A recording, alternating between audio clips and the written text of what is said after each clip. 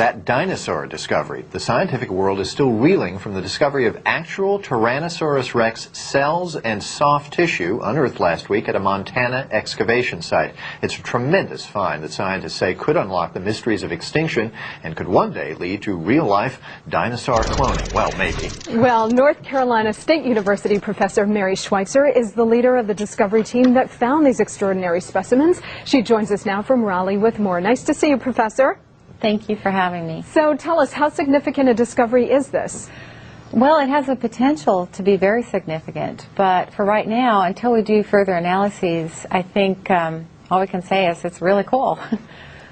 Well, Professor, as I understand it, this was sort of an accidental discovery. You had to split one of the bones in half because it was simply too big to get into a helicopter, and in splitting the bone, you suddenly realized you had this soft tissue on your hands. Is that correct? Well, it wasn't quite that sudden. They had to split the bone in the field, as was reported, and when it got back to the lab and Carrie Ansell began preparing it, she reserved some of the fragments for chemical analyses, and so it was treated slightly different than most dinosaur bone is in the field. Is that amazing to find this kind of soft tissue in a fossil this old, and what can the soft tissue really tell us? Well, it's very amazing. It's utterly shocking, actually, because it flies in the face of everything that we understand about how tissues and cells degrade. It's not something that any one of us could ever predict or hope for. And I think that it's important to remember that we don't know for sure what it still is. It looks like blood vessels, and it looks like bone matrix, and it certainly looks like cells, and it acts like cells. But we haven't done the chemical analysis that let us say what it is for sure. Professor, a word comes to us that the capillary structure or something that you've observed is actually very similar to that of an ostrich, and I'm wondering, is this add fuel to the idea that the dinosaurs and birds were in fact related? Well, potentially yes. Realize that the blood vessels in your bone look just exactly the same as well. Vessels at the level that we reported in the paper all kind of look the same. It's the molecular constituents that differ from one animal to another, or from animals to humans.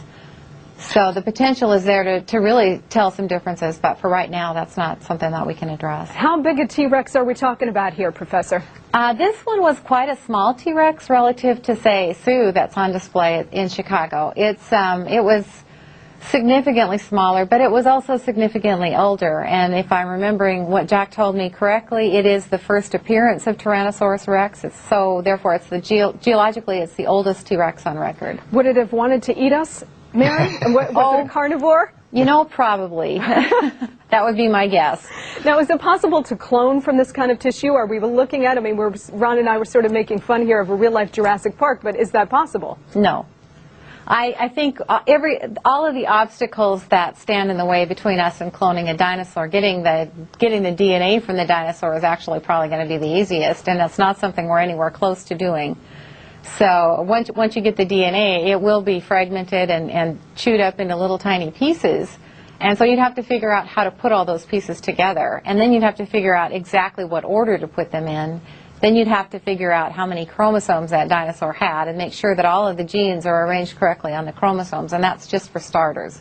Well, you've anticipated my next question. And let's assume that you can do all of that sort of thing. What might you learn from dinosaur DNA?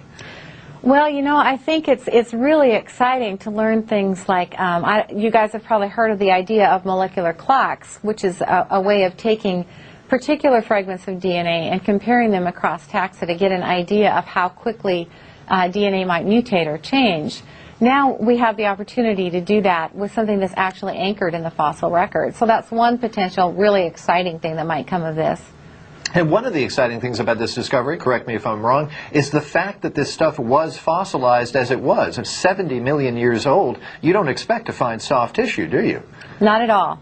No. It was utterly shocking. So you have to sort of rewrite the book as far as fossilization goes, I assume. Well, that's the exciting part for me. I've always been very intrigued by how things change in going from a living being to part of the rock record. And like I said, a lot of our science doesn't allow for this. All of the chemistry and all of the molecular breakdown experiments that we've done don't allow for this. So if this material turns out to be actual remnants of the dinosaur, then yes, I think we will have to do some, certainly rethinking of some of the basics of the model of fossilization.